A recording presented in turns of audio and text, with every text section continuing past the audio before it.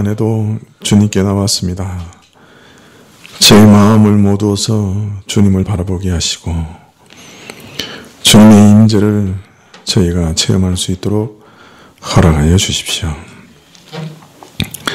참 제 인생이 젊을 때는 이것도 하고 저것도 하고 못할 것이 없는 줄 알았습니다. 그러나 점점 시간이 지날수록 우리가 할 수 있는 일들이 참 얼마 되지 않는 것을, 우리 인생이 할 수 있는 것이 거의 없는 것을 발견하게 됩니다. 내가 할 수 있다 생각했던 것들도 사실은 주님께서 능력과 힘을 주셨기 때문에 가능했던 일이요.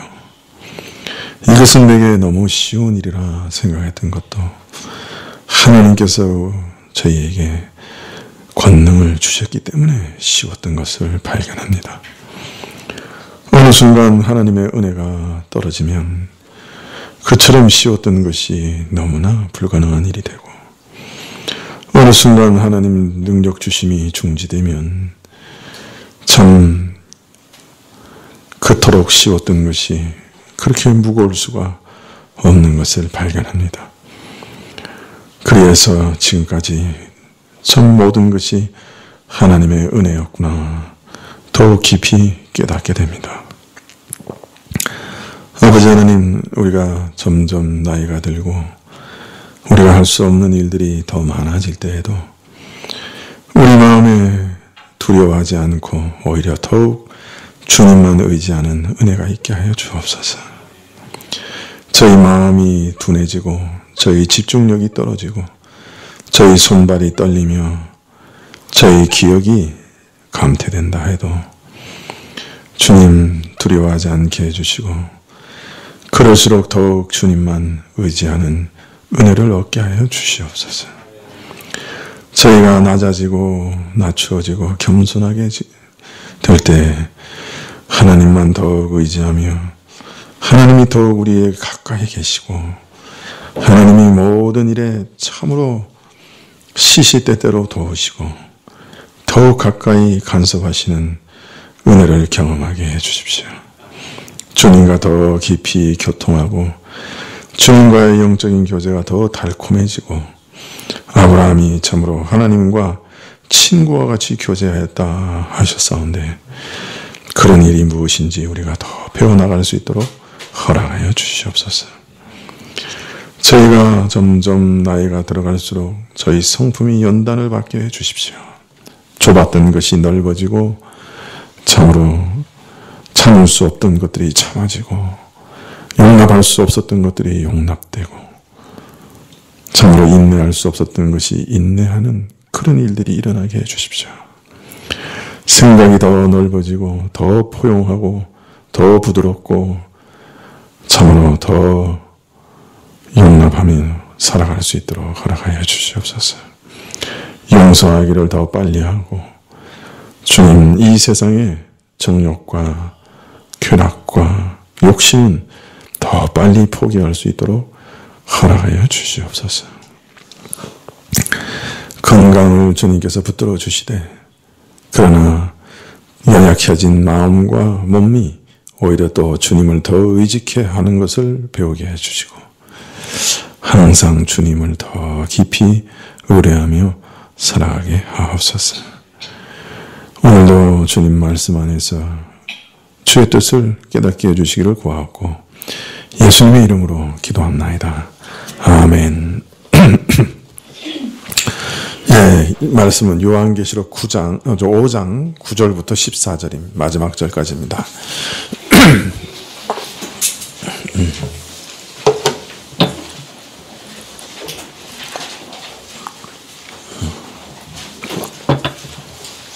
예, 요한계시록 5장 9절부터 마지막 절까지. 요한계시록 5장 9절. 한 절씩 교독하시죠. 새 노래를 노래하여 가로되 책을 가지시고 그 인봉을 떼기에 합당하시도다. 일찍 죽임을 당하사 각 족속과 방언과 백성과 나라 가운데서 사람들을 피로 사서 하나님께 드리시고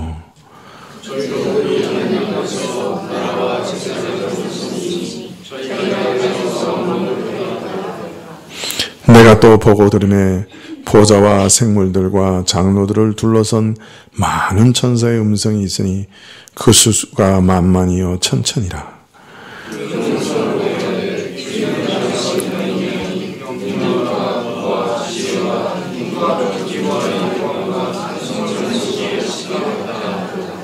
내가 또 들으니 하늘 위에와 땅 위에와 땅 아래와 바다 위에와 또 그 가운데 모든 만물이 가로되 보좌에 앉으신 이와 어린 양에게 찬송과 존귀와 영광과 능력을 세세토록 돌릴지어다 하니 내 생물이 가로되 아멘 하고 장로들은 엎드려 경배하더라. 아멘. 예, 은혜 구역 찬양 있겠습니다.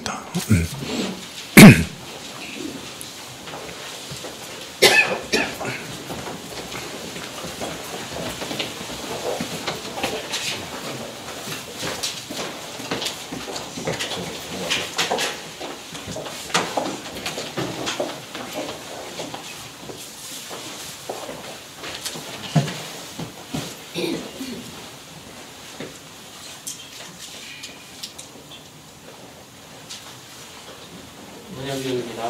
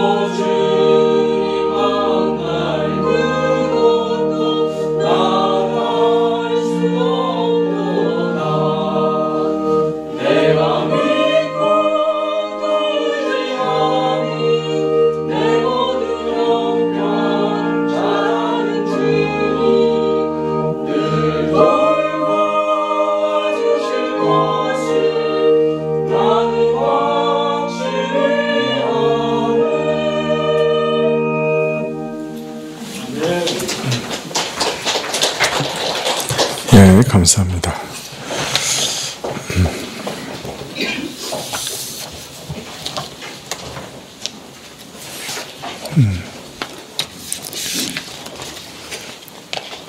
예, 사실 이 계시록은 지난주 월요일 날 설교 준비를 다 해서 작성을 했고, 또 마태복음은 오늘 아침 새벽에 설교가 다 완성돼서 이제 준비를 마쳤는데요. 나중에 보니까 내용이 거의 비슷해요. 그래서 계시록의 내용을 좀 다른 초점을 맞춰볼까 생각을 했는데, 뭐 시간이 너무 없었고, 또 이것도 또 주의 뜻인가 보다, 이제 그렇게 생각이 들었습니다. 종종 보면 낮의 내용하고 또 오후의 내용하고 매우 비슷한 내용들이 이렇게 있게 되는데, 그것도 또 주의 뜻이 있지 않으신가, 또 그렇게 생각이 듭니다. 참 오늘 같은 아침의 내용은 좀 어렵죠. 누가 요나가 물고기 뱃속에서 3일 동안 있다가 다시 니느웨로 간 것이 예수님의 부활을 예표하고 표시하는 그런 표적이라고 구약을 읽으면서 이해할 수가 있겠습니까? 그런데 성령께서 쓰셨고 또 성령께서 또 그렇게 해석을 하시니 우리가 또 그것을 그대로 읽을 수밖에 없죠. 참 그 구약을 어떤 정도의 수준으로 읽어야 하는가, 얼마나 깊이 읽어야 되는가 하는 것을 또 깊이 생각하게 합니다. 그리고 성경은 또 성경을 가지고 읽고 성경이 주석을 달아 놓으신 것을 따라서 성경은 다른 성경이 또 해석을 하시니 그것을 주의 깊게 살피면서 읽어보지 않을 수 없습니다. 또 누가복음에 보면 오늘 그 니느웨, 요나의 표적은 니느웨 사람들에게도 표적이 된다. 또 그렇게 돼 있어요. 그러니까 오늘 시간이 없어서 다 설교는 못했지만 한 4분의 1을 잘라 먹었습니다, 사실. 근데 요나의 표적은 굉장히 깊은 의미가 있는 것이죠. 니느웨 사람에게도 또 다른 표적의 의미가 있었다. 그렇게 누가복음에서는 말하고 있습니다. 나중에 이제 누가복음을 또 혹시 다시 강의하게 되면 그때 다시 말씀드리는 게 좋겠습니다. 계시록 4장과 5장은 천상에서 일어나는 일들, 특별히 어전회의에 대해서 소개하고 있지만 점점 그 초점은 예수 그리스도로 맞춰져 갑니다. 그리고 우리가 이제 5장을 마치면서 우리 마음속에 천상에서 영광 가운데 계신 예수님의 형상이 또렷하게 남아야 된다고 생각이 듭니다. 이 땅에서 육신을 입고 오셔서 우리와 똑같은 고난 당하시고 우리보다 더 지독한 고난을 당하신 예수님이셨지만 이제 천상에서는 참으로 하나님이 받으시기에 합당한 그런 경배와 영광을 받고 계시는 것이죠. 그리고 우리는 그러한 예수님을 이제는 섬겨야 되고 우리 마음속에 항상 그러한 예수님을 마음속에 두고 있어야 된다고 할 수 있습니다. 내 생물과 24장로들은 그리스도께서 역사의 비밀이 임봉된 책을 아버지 손에서 취하는 순간에 그 앞에 엎드려 경배하는 것과 함께 소리를 높여 찬송하였습니다. 9절에 보면 새 노래를 노래하여 가로되 책을 가지고 그 임봉을 떼기에 합당하시도다. 일찍 죽임을 당하사 각 족속과 방언과 백성과 나라 가운데서 사람들을 피로 사서 하나님께 드리시고 저희로 우리 하나님 앞에 나라와 제사장을 삼으셨으니 저희가 땅에서 왕노릇하리로다 하더라. 5장 9절에 보면 새 노래를 노래하여 가로되 천상에서는 이제 새 노래가 울려 퍼지고 있습니다. 근데 여기서 이제 새 노래라고 할 때 이 새롭다 하는 말은 사실은 우리말로는 좀 표현하기가 어려운 것 같아요. 이 말을. 이 새롭다 하는 말은 보통 우리가 새롭다 할 때는 우리는 어떤 어감을 가집니까? 새로운 것 할 때는 그건 이제 시간적으로 새롭다 하는 것을 많이 생각하죠. 그죠? 새 것이라고 하면 항상 이전에 없던 것, 새로운 것, 이렇게 할 때 우리 마음속에 항상 가지고 있는 그 뭐랄까요? 이해는 뭡니까? 시간적으로 이전에 없던 것이 새롭게 있는 거죠. 그러니까 시간적인 새로움을 늘 말하잖아요. 그 우리말에는 새롭다는 말 안에 있는 어감은 시간적인 새로움이 주로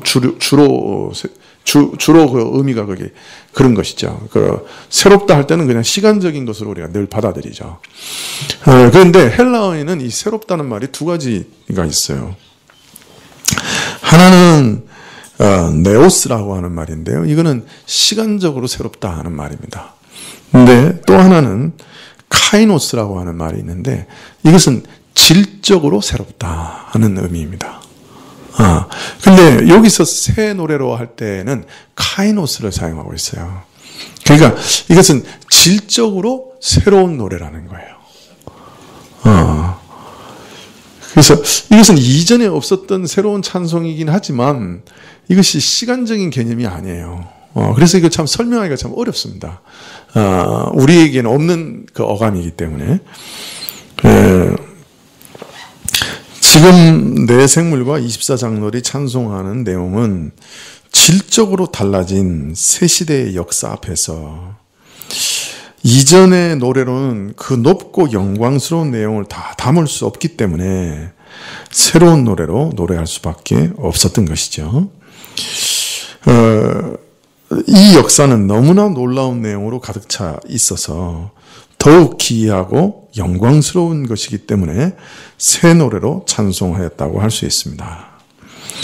그런데 동시에 이것은 이런 시간적이고 역사적인 의미에 더해서 이 새로움은 이 그리스도를 통해서 주어진 이 구원은 그 구원의 새로움은 결코 시들해지지 않을 것이고 둔화되지 않으며 낡아지지 않는 것이기 때문에 영원히 새롭다라고 말할 수 있습니다. 그러니까 어떤 면에서 질적으로 영원히 새로운 것을 말하고 있는 것이죠. 새하늘과 새 땅에서는 아무것도 또 아무도 시들해지거나 낡아지지 않을 것입니다. 참 요사이 이렇게 보면 저도 이게 나이가 든다고 하는 것이 정말 무서운 것이구나 이런 것을 많이 느껴요. 이전에는 그렇게 쉬운 것이 이렇게 어려워지는 거였죠. 그리고 책을 읽어도 집중이 잘 안 돼요. 그러니까 예전에는 한 1시간이나 2시간이면 끝낼 일을 4시간, 5시간 이렇게 걸리는 거예요. 그래서 하루가 정말 짧아요. 근데 해놓은 일을 보면 너무나 없어요. 참 이게 두려운 일이구나 하는 것을 발견합니다. 그만큼 집중력이 없어진 거예요. 그래서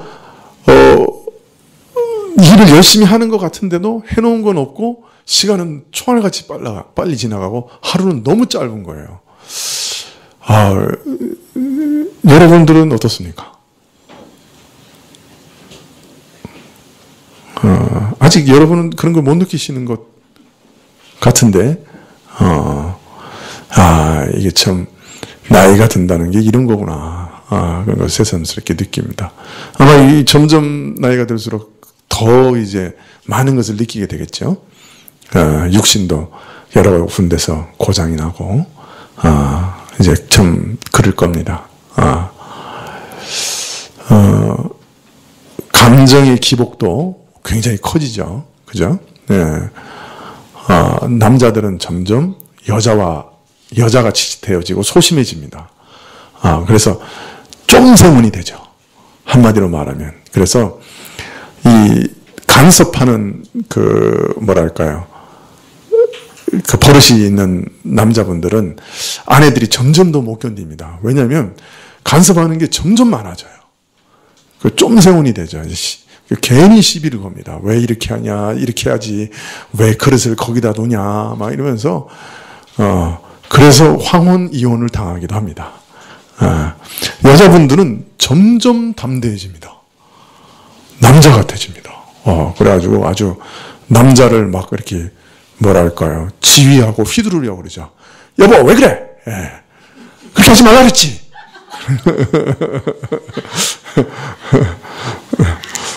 남자들이 깜짝깜짝 놀랍니다. 내 아내가 별로 그런 사람이 아니었는데 갑자기 변했어. 막 이러죠. 또 여자분들은 갱년기가 이제 오시면은 더 이렇게 휘황찬란하게 변합니다. 감정의 기복이 하늘에 올라갔다가 땅에 떨어졌다가 막 그럽니다. 남자들은 갑자기 변하는 아내를 보고 감당이 안 되죠. 여러분들 그런 것들을 사전 지식이 있어야 좋습니다. 예, 나중에 그런 지식이 없어서 이렇게 황당한 일을 당하는 것처럼 당하면 안 됩니다. 그런데 이것이 다 어떤 면에서는 쇠퇴의 모양이에요. 그죠? 우리가 누가 그러잖아요. 20살부터 늙어가기 시작한다. 맞나요? 20살까지는 젊어가고 그때부터는 늙어가기 시작한다. 이제 쇠퇴가게. 어떤 사람은 18살이래요.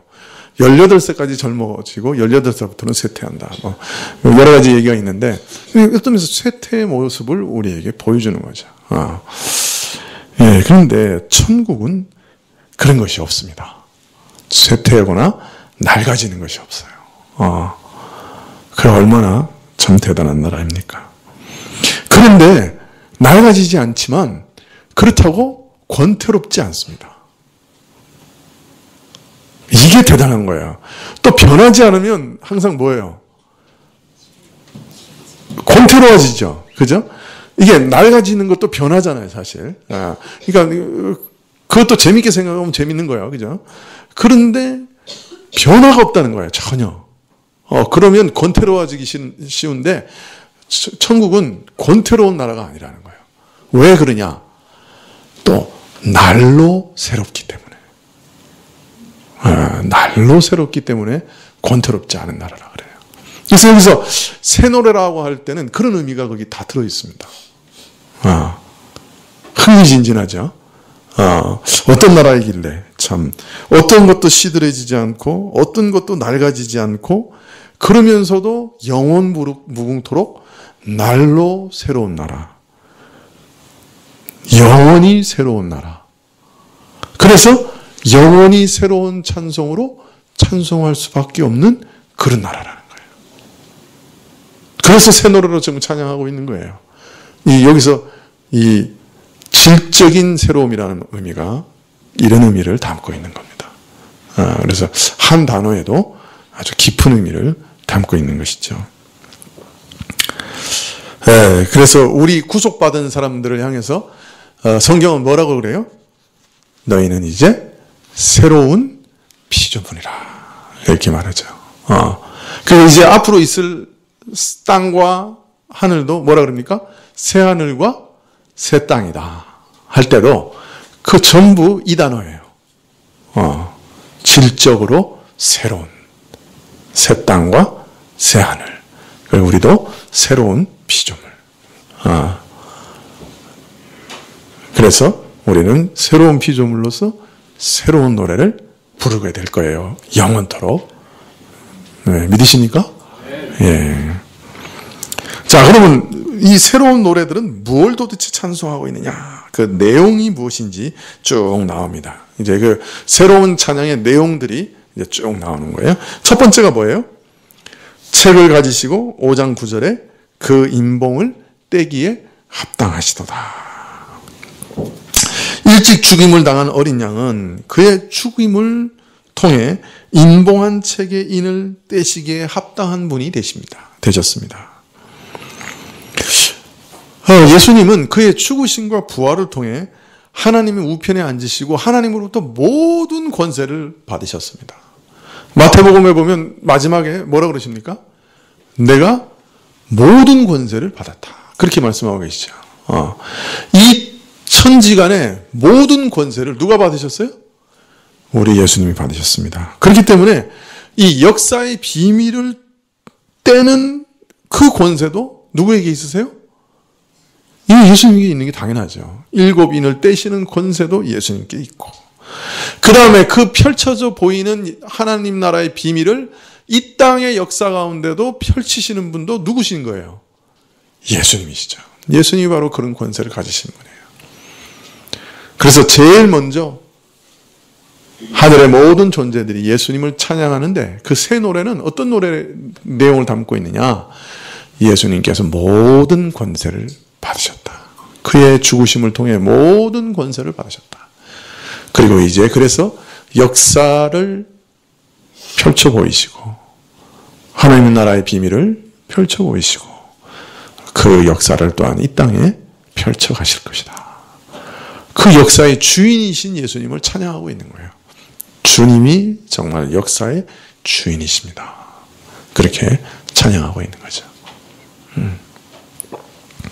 자, 두 번째 노래하는 내용은 5장 9절 하반절에 일찍 죽임을 당하사 각 족속과 방언과 백성과 나라 가운데서 사람들을 피로 사서 하나님께 드리셨다.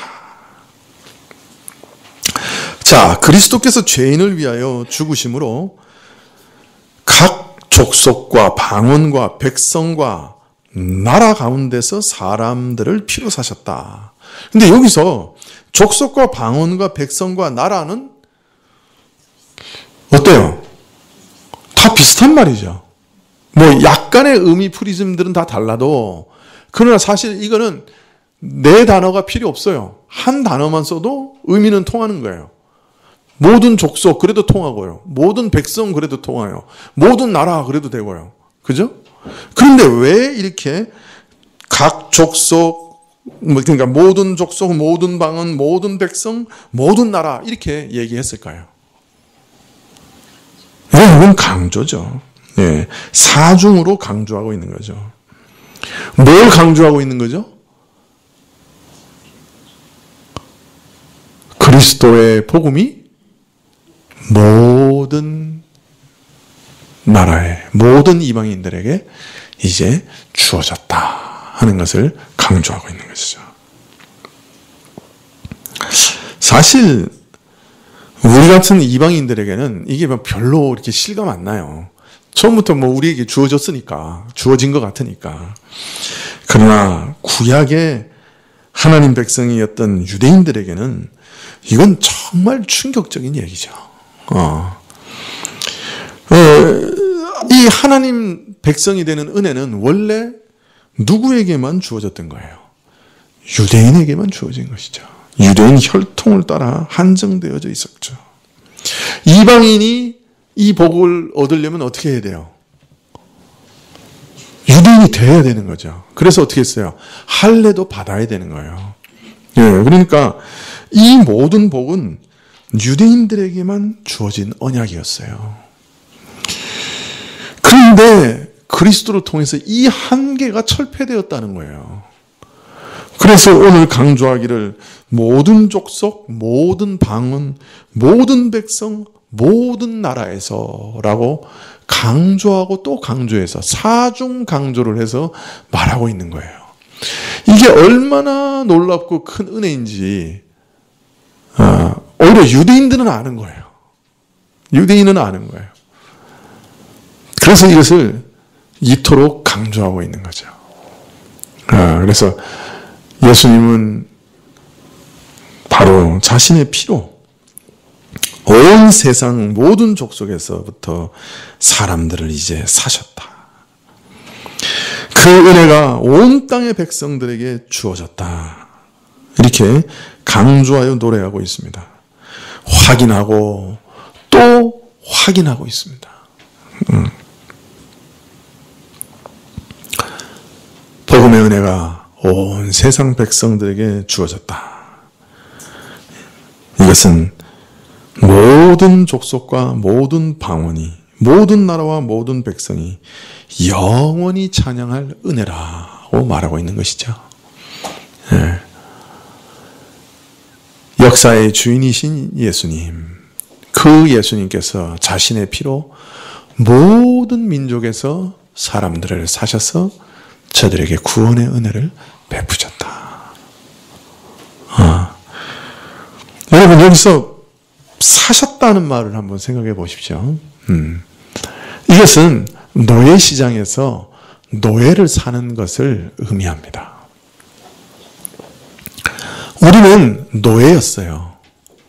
누구의 노예? 네, 마귀의 노예였어요. 노예시장에서 그런데 누가 우리를 사신 거예요. 대가를 지불하고. 예수님께서 사신 거예요. 그래서 이제 누구께 됐어요? 예수님께 된 거예요.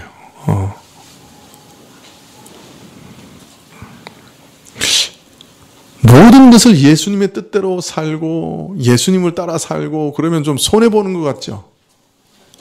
그죠? 안 그래요? 왜 꼭 예수님이 뜻대로만 살아야 돼. 나는 자유하고 싶어. 그렇게 생각하는 분들이 있을 겁니다. 그러나 여러분, 원래부터 우리는 자유가 없었어요. 우리는 이 세상의 왕인 마귀에게 팔려가 있었어요. 그의 종이었어요. 그의 뜻대로 살았어요. 꼼짝 달싹하지 못하면서 죄짓고 살았어요. 근데 이제 하나님을 섬길 수 있는 진정한 자유를 얻은 거예요. 예수님 피로 사셨어요. 그래서 자신의 것으로 삼으셨어요. 여러분, 우리는 이제 더 이상 우리 자신의 것이 아니에요. 예수님의 뜻대로 사는 것이 합당한 것이죠.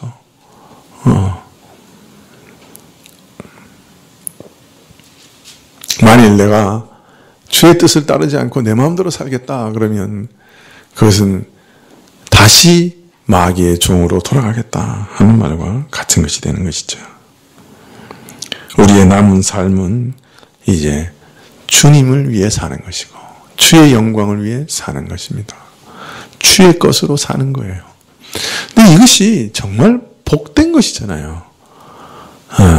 세상에 무서운 마귀의 혹독한 참 노예살이를 하다가 세상에서 가장 사랑 많으신 주님의 종이 되었는데, 종이 되었을 뿐 아니라 이제 그의 아들이 되었는데, 그게 얼마나 큰 복이에요.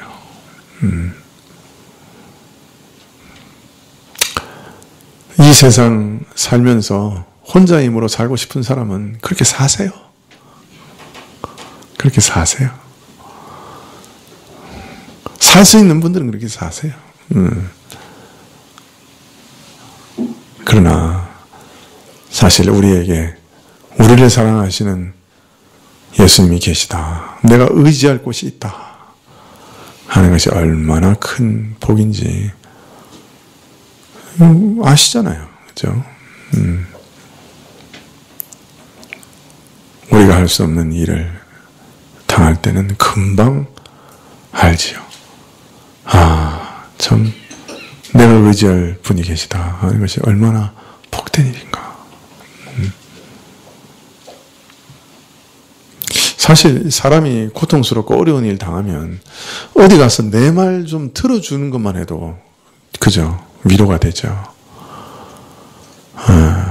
그런데 나를 사랑하는 나의 주인이 계시고 내 아버지가 계시니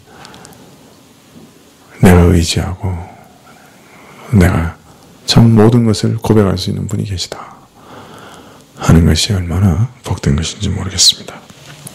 자, 세 번째 이들의 찬양의 내용은 계시록 5장 10절에 저희로 우리 하나님 앞에서 나라와 제사장을 삼으셨으니 저희가 땅에서 왕노릇 하리로다.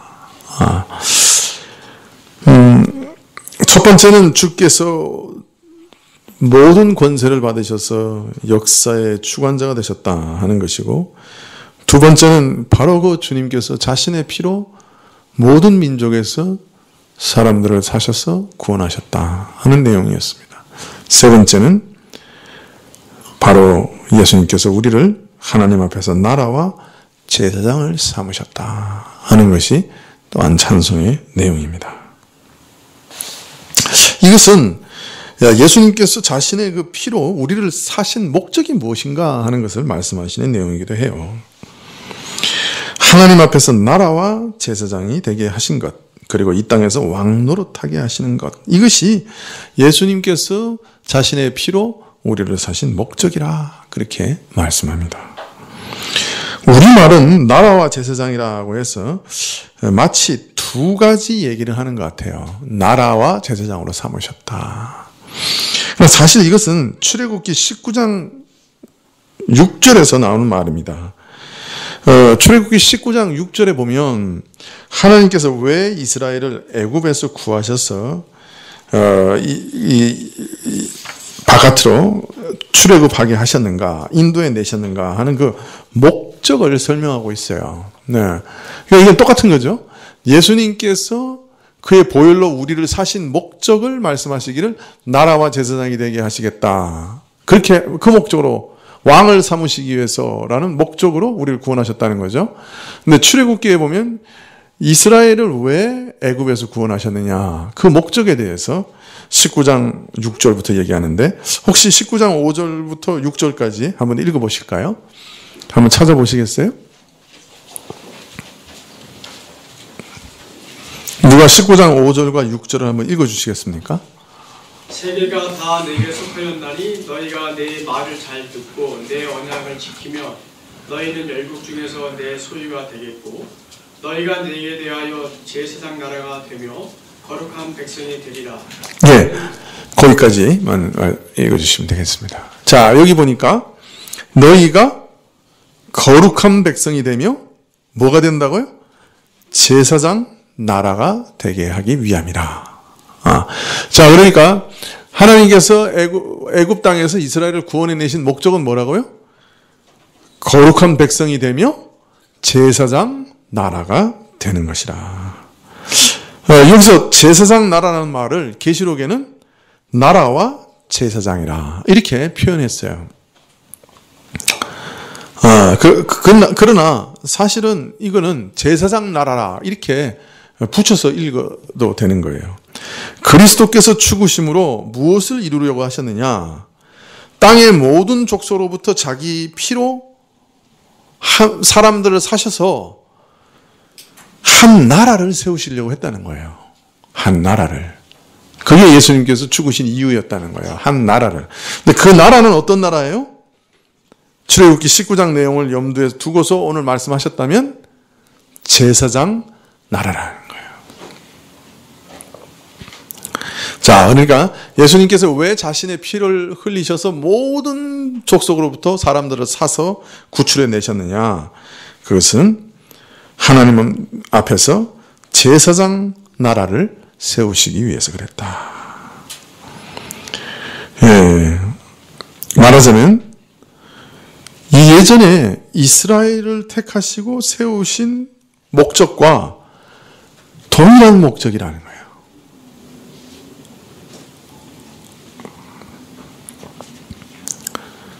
우리를 예수님의 피로 사신 이유는 우리로 하여금 제사장 나라가 되게 하려 하신 것이다 라고 지금 찬양하고 있는데, 그것은 사실은 따져보면 구약 이스라엘을 구원하신 목적과 이유와 동일한 것이라는 거예요.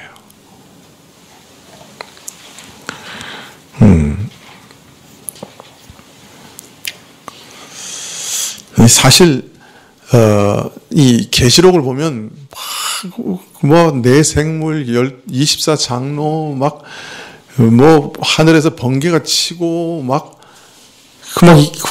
그냥 아주 막 휘황찬란한 일들이 막 벌어지니까 그 내용도 아주 뭔가 새롭고 그죠? 그냥 아주 기묘한 그런 일들, 그런 내용들이 막 나올 줄 알아요. 근데 가만히 해석해 보면 구약에서 나왔던 거 다시 다 나오는 거예요. 성경은 한 책이고 하나님께서 한 번 세우신 목적은 변화시키는 적이 없어요. 아브라함에게 한 번 약속하신 그 약속은 불변한 약속이에요. 변화되지 않는 약속이라고요.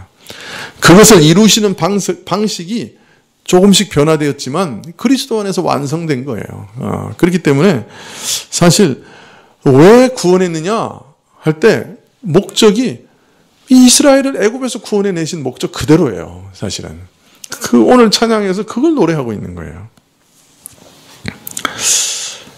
네, 제사장은 어떤 존재입니까? 다른 사람이 나아갈 수 없는 그 성전에 나갈 수 있는 존재죠. 예, 다른 민족이나 이방인은 결코 경험하지 못했던 그런 하나님의 임재의 은혜를 경험하는 그런 민족으로 세우신 것이죠. 제사장이 하는 직분을 다른 사람이 하려고 그러면 죽었죠. 레위인도 손을 못 댔어요. 오직 아론의 자손 제사장들만이 성전에 가서 모든 일들을 할 수 있었죠. 그리고 이러한 제사장들은 매우 특별한 성결을 요구받았습니다. 왜냐하면 그 직무가 거룩한 것이었기 때문에 아주 특별한 성결을 요구받았어요. 네. 지난주 수요일 날 제가 이제 설교를 했는데요. 아론과 아론의 아들들에게 이제 임직식을 하는 장면이 지난주 설교였어요. 수요일 날. 그리고 그 임직식을 하는데 일주일 동안 제사를 지냅니다. 그래서 성결하게 한 다음에 이제 제일 처음에 한 일이 아론과 그 아들들이 이제 이스라엘 백성을 위해서 화목제와 번제와 속죄제를 드리는 일이었어요. 그래서 먼저 아론의 자손들을 제사장으로 위임하면서 제사장으로 세우면서 위임식을 거행하면서 저들을 위해 제사를 지냅니다. 거룩하게 한 다음에 그들이 위임되자마자 제일 먼저 한 것이 이스라엘 백성들을 위한 화목제와 번제와 속죄제를 드립니다. 근데 속죄제를 드리는데 놀랍게도 하나님께서 그 제물들을 연락하신다는 방식으로 성소에서부터 불이 나왔어요. 그래서 번제단의 제물들을 다 태워버립니다. 그래서 성소에서 불이 나와 번제단에 있는 번제물들을 태웁니다. 하나님께서 이 번제물들을 내가 연락한다 하는 그런 의미죠. 근데 바로 그 다음 절에 뭐가 나오냐면 나답과 아비후가 다른 불을 들이다가 성막에서 불이 나와서 두 사람을 태워버립니다. 그래서 똑같은 말이에요. 성막에서 불이 나와 번제단의 제물을 태웠다. 성막에서 불이 나와 다른 불을 들이던 나답과 아비후를 태웠다. 대상만 틀리지 한번 읽어보면 똑같은 말로 나옵니다. 반복해서 나오는 거예요. 딱 대칭으로. 그래서 첫 번째는 하나님께서 그 제물들을 기쁨으로 연락하셔서 성막에서 불이 나와 번제단에 있는 모든 제물을 태웁니다. 다른 말로 말하면 축복의 불이죠. 그죠? 축복의 불이. 근데 그 다음에 그 다른 불을 들이다가 똑같이 성막에서 불이 나와가지고 나답과 아비후를 태웁니다. 이거는 심판의 불이 됐죠. 축복의 불이 심판의 불이 되는 거예요. 바로 똑같은 불인데. 왜? 나답과 아비후가 제사장이 지켜야 할 거룩한 의식을 저버렸기 때문에. 근데 그 의식은 예수님께서 우리를 위해서 죽으시고 부활하시는 그 모든 은혜를 상징하기 때문에 그 예수님의 십자가와 부활의 은혜를 짓밟은 것이 되어서 그렇게 무서운 심판을 받은 거예요. 자, 그렇기 때문에 제사장은 하나님께 가까이 나와서 그를 섬기는 축복과 은혜를 받은 동시에 엄중한 책임을 지는 자리에 서게 된 것이죠. 누구보다도 거룩하게, 누구보다도 하나님의 말씀을 합당하게 지키면서 하나님을 섬기는 자리에 제사장은 서 있는 것이죠. 이것이 하나님께서 모든 나라에서 모든 방언에서 사람들을 사셔서 제사장 나라로 세우신 목적인 것입니다.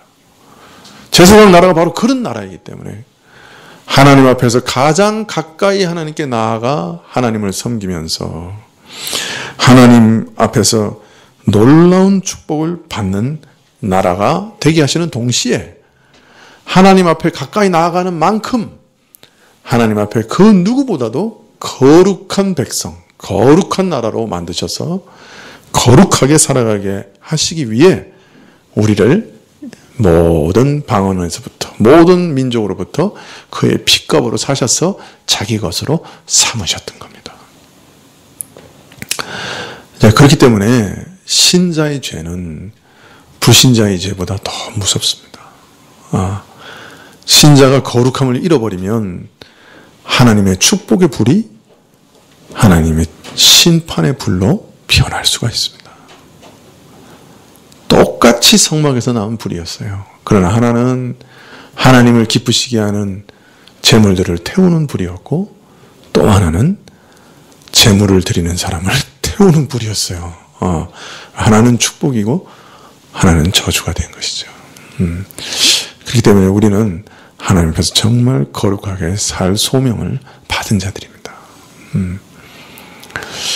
한국교회가 깊이 타락하는 것을 보면서 정말 두려운 마음이 드는 것은 항상 하나님은 심판하실 때 그의 교회로부터 시작하셨거든요.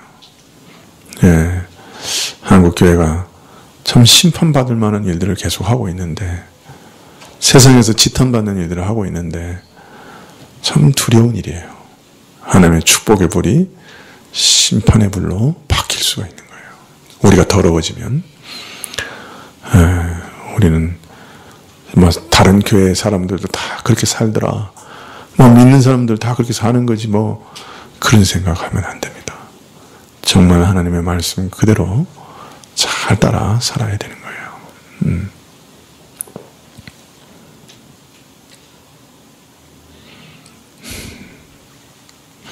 이제 곧 군에 갈 사람도 있는데 잘 들으시오. 군에 가서 나쁜 물 들지 마시오.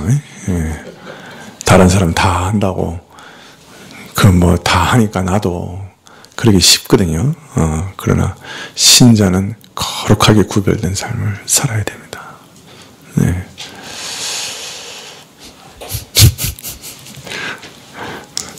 군에 가기 전에 특별 메시지. 자, 그런데 하나님께서 우리를 자신의 피값으로 사신 목적은 우리를 거룩하게 살게 하시는 목적에 더해서 또 다른 중요한 목적이 있습니다. 그것은 제사장의 직무와 관계에 있습니다. 이제 사실 제사장은 자기도 죄인이기 때문에 자기를 위해 정결케 하기 위해서 제물을 드리는 것이 사실이지만, 근본적으로 제사장의 직무는 다른 사람을 위해서 제물을 드리는 거예요. 그러니까 다른 사람을 섬기는 것이 제사장의 직분입니다. 그래서 제사장들은 백성들을 위해서, 백성들을 대표해서 하나님께 제사를 드렸어요. 그래서 제사장은 근본적으로 다른 사람들을 위해서, 백성을 위해서 모든 일을 섬겼던 것이죠.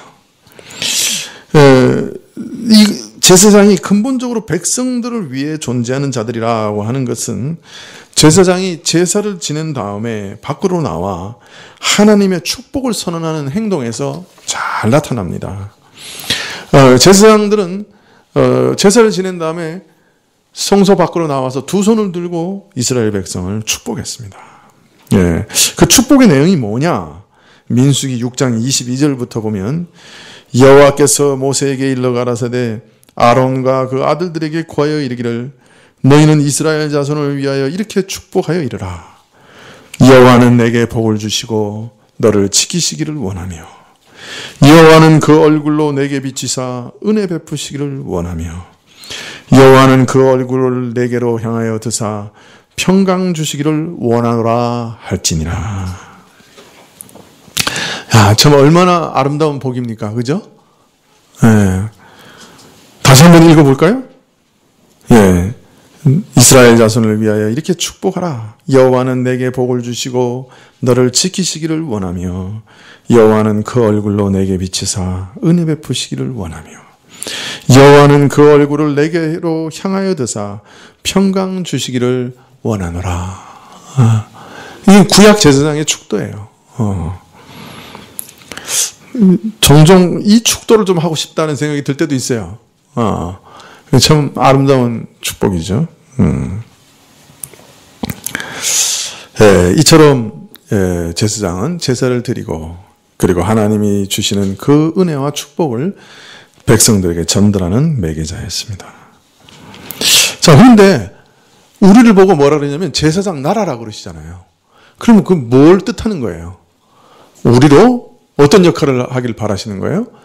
하나님 앞에 나가서 깊이 가까이 나가고 그의 임재 가운데서 교통하고 거룩하게 사는 동시에 그 하나님의 임재와 교통 가운데서 받은 하나님의 은혜와 축복을 누구에게까지 전달하길 바라는 거예요? 다른 이방의 나라까지 전달하기를 바라시는 거예요. 그래서 제사장 나라라고 말씀하고 계시는 것이죠. 사람들은 우리를 보고 감탄해야 돼요. 야, 하나님 믿는 사람은 저렇게 다르구나. 저 사람을 저렇게 만드시는 걸 보니 참 하나님이 정말 대단하신 분이구나. 저 사람을 저렇게 또한 행하시는 거 보니 하나님은 긍휼과 자비가 무한하신 분이구나. 하나님은 참 권세가 크신 분이구나. 이런 고백이 나와야 되는 것이죠. 마태복음은 그래서 이런 내용을 이렇게 표현하고 있습니다. 너희 선한 행실로 하나님께 영광을 돌리게 하라.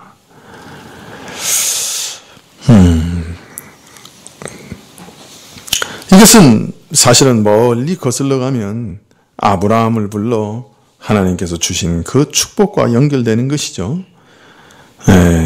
아브라함에게 약속하시되 너를 통하여 땅의 모든 족속이 복을 받게 하리라.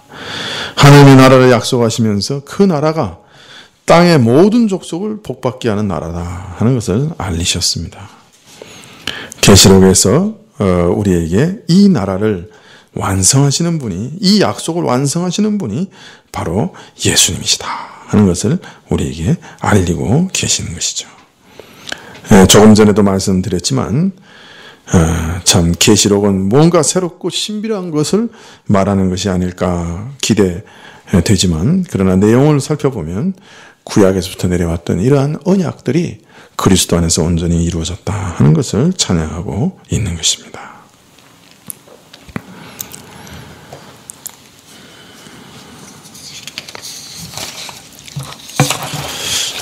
계시록 5장 10절 하반절에 보면 저희가 땅에서 왕노릇하리로다 그렇게 말씀합니다. 성도들도 그리스도의 통치에 적극적으로 참여하는 왕노릇을 한다는 말씀이죠.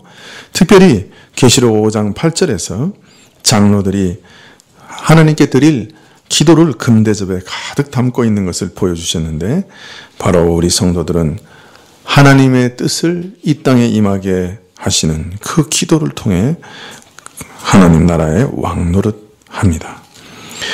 하늘에서 주의 뜻이 이루어진 것 같이 땅에서도 이루어지리라 하는 그 기도를 통해 성도들은 적극적으로 이 땅에서 왕노릇하는 것이죠.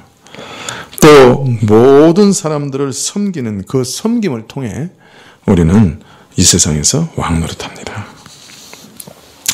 아버지의 손에서 인봉된 책을 취하심으로 이런 그리스도의 통치의 시작을 알리는 순간 하늘의 네 생물과 24장로가 경배하며 찬양하였습니다마는, 그러나 만유의 왕 되신 그리스도께 엎드려 찬송한 것은 그들만은 아니었습니다. 그들 주위에 그들을 도와 함께 하나님께 수종드는 하늘의 천사들도, 헤아릴 수 없는 많은 천사들도 찬송하였습니다. 계시록 5장 11절에 요한은 이렇게 그 광경을 기록하고 있는데요. 내가 또 보고 들으매 보좌와 생물과 장로들을 둘러선 많은 천사의 음성이 있으니 그 수가 만만이요 천천이라. 그 능력으로, 그 큰 음성으로 가로되 죽임을 당하신 어린 양이 능력과 부와 지혜와 힘과 존귀와 영광과 찬송을 받으시기에 합당하도다. 그렇게 노래하는 것을 요한이 보았습니다. 여기 보면 능력과 부와 지혜와 힘과 존귀와 영광과 찬송이라는 말이 나옵니다. 이 7개의 단어가, 근데 앞에 보면 정관사가 딱 하나 붙습니다. 7개의 단어 앞에 정관사 하나가 딱 붙어요. 그 말은 이것이 한 사람의 성품이란 뜻이에요. 그러니까 이것은 그리스도 한 분이 가지신 성품입니다. 그리스도에게는 능력이 있고 부가 있습니다. 영적인 부가 있고 참 지혜가 있고 그 능력을 발휘하여 이 땅을 움직이는 힘이 있고, 그리스도에게는 존귀가 있고 영광이 있고 찬송이 있습니다. 이것은 다 그리스도에게 속해 있는 것입니다. 그리스도는 이런 분이십니다. 이것이 수만의 천사가 지금 하늘에서 노래하는 내용입니다. 예수님의 성품에 대해서 찬양하고 있는 거죠. 앞에는 예수님의 사역에 대해서 찬양했죠. 예수님께서 죽으시고 부활하심으로 만유를 통치하시는 모든 권세를 얻으신 통치자가 되셨다. 두 번째는 예수님께서는 그의 거룩한 피로 모든 민족으로부터 사람을 사셔서 그죠? 자기 것으로 삼으셨다. 왜 삼으셨느냐? 제사장 나라 왕으로 세우시기 위해서 저들을 사셨다. 이거 다 예수님의 사역에 대한 그죠? 찬양이었죠. 근데 이제 천군 천사가 찬양하는 내용은 뭐예요? 예수님의 성품에 대한 내용입니다. 예수님 누구시냐?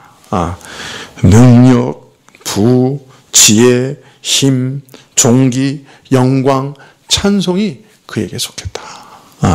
그는 이런 분이십니다. 그렇게 고백하고 있는 것입니다. 자, 그런데 그리스도의 권세와 영광을 찬송하는 것은 하늘의 천사들의 일로 그치지 않았습니다. 계시록 5장 13절에 보니까 내가 또 들으니 하늘 위에와 땅 위에와 땅 아래와 바다 위에와 또 그 가운데 모든 만물이 가로되 보호자에 앉으신 이와 어린 양에게 찬송과 존귀와 영광과 능력을 세세토록 돌릴지어다 하니 내 생물이 가로되 아멘 하고 장로들은 엎드려 경배하라. 요한은 하늘 위에는 물론이요 땅 위에와 그 땅 아래와 바다 위에 그들 가운데 있는 만물이 모든 존재가 소리 높여 찬송하되 보좌에 앉으신 이와 어린 양에게 찬송과 존귀와 영광과 능력을 세세토록 돌릴지어다 라고 외치는 광경을 봅니다. 내 생물이 다시 이것을 확인하여 아멘 하고 선언하며 24 장로들은 엎드려 경배합니다. 이 장면은 로마서 8장 19절 이하를 우리에게 기억하게 합니다. 로마서 8장 19절 이하에 보면 피조물에 고대하는 바는 하나님의 아들들이 나타나는 것이니 피조물이 허무한데 굴복하는 것은 자기 뜻이 아니요 오직 굴복해 하시는 이로 말미암음이라. 그 바라는 것은 피조물도 썩어짐의 종노릇한 데서 해방되어 하나님의 자녀들의 영광의 자유에 이르는 것이니라. 피조물이 다 이제까지 함께 탄식하며 함께 고통하는 것을 우리가 아나니. 어린 양의 구속은 모든 피조물에게도 그 모든 썩어짐의 탄식으로부터 그 썩어짐의 종로로부터 벗어나는 일이기 때문에 이 일이 당장 완성된 것은 아니지만 그 구속이 온전히 이루어졌고 재림 때 완성될 것이기 때문에 만물이 어린 양의 이 구속을 찬양하고 있다라고 계시록은 말하고 있습니다. 물론 이것은 만물을 의인화한 것이지만 그리스도의 구속에 대한 우주적 반응을 기록하고 있다라고 말할 수 있습니다. 그리스도께서는 얼마나 놀라우신 분인가. 만물도 그를 찬양할 수밖에 없다. 우주적으로 이런 반응을 받으시는 찬양을 받으시는 분이다. 그렇게 말하고 있습니다. 하나님의 통치 보좌에 가장 가까이에 섬기는 신령한 존재들로부터 하늘의 모든 천사들과 또 땅과 땅 아래와 바다와 물 가운데 있는 모든 피조물, 그 천지 만물들이 보좌에 앉으신 하나님과 죽임당하신 어린 양의 권세 앞에 굴복하여 순종하며 그 영광을 찬송하는 것입니다. 우리에게 가장 가까이 친밀하고 친숙하게 알고 느껴지는 예수님께서 사실 이렇게 높으신 분이라는 것을 상징적으로나마 매우 구체적으로 생생하게 알리고 있는 것이죠. 여러분, 예수님 하면 어떤 분으로 생각이 드십니까? 예수님은 바로 이처럼 천지의 모든 존재로부터 영원토록 찬양을 받으시기에 합당한 분이시다라고 계시록은 우리에게 알리고 계십니다. 여러분이 믿는 예수님은 바로 이런 예수님이십니까? 예, 어떻습니까? 여러분은 예수님께 이런 영광을 돌려드리고 계십니까? 여러분, 이런 예수님의 영광에 매료되어서 그분을 따르고 그분을 믿는 분들입니까? 오전에도 말씀드렸지만 우리가 참으로 중요한 것은 예수님의 영광을 바로 알고 그분 자신을 가장 높이며 찬송하며 그분을 따르는 것, 그 믿음이 우리에게 참으로 중요하다. 그렇게 말씀을 드렸는데요. 그저 이것이 문자로 끝나지 않고 온 우주에 가득한 주의 영광으로 여러분 심령에 와닿기를 기도합니다. 여러분 한번 집에 가서도 묵상해 보세요. 천지의 모든 것이 주님을, 그 영광을 흠모하고 찬양하고 노래하는 그런 분이 우리가 믿는 예수님이시다 하는 것을 여러분 한번 경험해 보시기를 바랍니다. 다음 주부터는 이제 인을 하나씩 떼어서 7인을 떼시는 장면들을 그리고 그 가운데 드러나는 모든 비밀들에 대해서 살펴보게 될 것입니다. 기도하시겠습니다.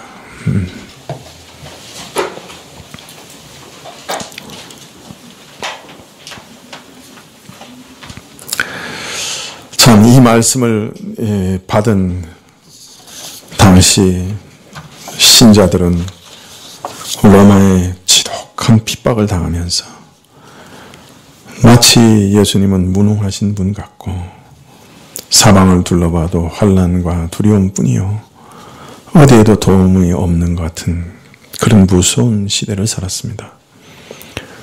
그러나 저들에게 이 말씀이 비칠 때 참으로 이 땅의 모든 역사의 진정한 비밀을 발견하고 그 환난과 고통 속에서도 예수님을 가장 높이며 사랑하며 찬양할 수 있었습니다.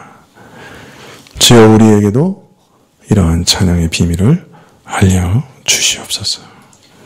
예수님 있는 그대로를 볼 수 있는 눈을 열어주시고 비록 환난 많고 고통 많고 어려움 많은 나그네 삶을 살지만 그 삶 모든 것을 주장하고 다스리시며 이 세상을 참으로 통치하고 계시는 영광의 주님을 우리 눈으로 보게 해주시고 또 우리 심령이 그 주님을 사랑하며 이 주님과 동행하며 이 주님의 임재하심 가운데서 우리는 심령의 천국을 맛보며 이 나그네 길을 걸어갈 수 있도록 허락하여 주시옵소서. 영원토록 찬양할 그분을 이 땅에서도 찬양하면서 날마다 한 걸음 한 걸음 나그네 길을 걸어갈 수 있도록 허락하여 주옵소서. 예수님의 이름으로 기도합나이다. 아멘. 주님 가르치신 기도 후에 우리 환자분들 몇 분 위해서 기도해 주시면 좋겠습니다. 우리 김숙경 집사님 그 신장 투석한 이후에 계속해서 어지럼증 때문에 쓰러지시기도 하고 지난주에는 이렇게 뇌에 타박상을 입기도 하고 그랬는데 하나님께서 계속해서 잘 지탱되고 건강을 유지할 수 있도록 위해서 기도해 주십시오. 우리 김기희 집사님 그 원인을 알지 못하는 통증이 두통도 있고 또 귀도 먹먹하고 또 최근에는 눈 시력도 조금 좋아지지 않고 희미해지고 그런 이상한 지금 현상이 일어나고 있는데 하나님께서 왜 그런 일들이 일어나는지 혹 밝혀내야 되는 일이라고 하면 밝혀주셔서 좋게 치료해 주시고 아니면 오늘이라도 주께서 친히 안수해 주셔서 깨끗하게 나음을 입을 수 있도록 위해서 기도해 주십시오. 그리고 우리 배혜순 집사님 아들 진성이가 계속해서 그 감기 끝에 그 뭐라 그러죠? 그 알레르기? 천식기가 있어서 계속 기침하고 있는데 위해서 기도해 주시고 또 이전에 앓은 병 때문에 그 심장에 들어가는 혈관이 아직 좀 부어 있다고 그럽니다.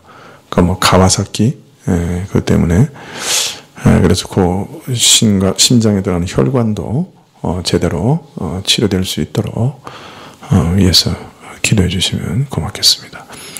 주님 가르치신 기도로 예배를 마친 후에 이 세 분 위해서 특별히 기도해 주시면 고맙겠습니다. 하늘에 계신 우리 아버지시여, 이름이 거룩히 여김을 받으시오며 나라의 임하옵시며 뜻이 하늘에서 이룬 것 같이 땅에서도 이루어지이다. 오늘 우리에게 일용할 양식을 주옵시고 우리가 우리에게 죄 지은 자를 사하여 준 것 같이 우리의 죄를 사하여 주옵시고 우리를 시험에 들게 하지 마옵시고 다만 악에서 구하옵소서. 대개 나라와 권세와 영광이 아버지께 영원히 있사옵나이다. 아멘.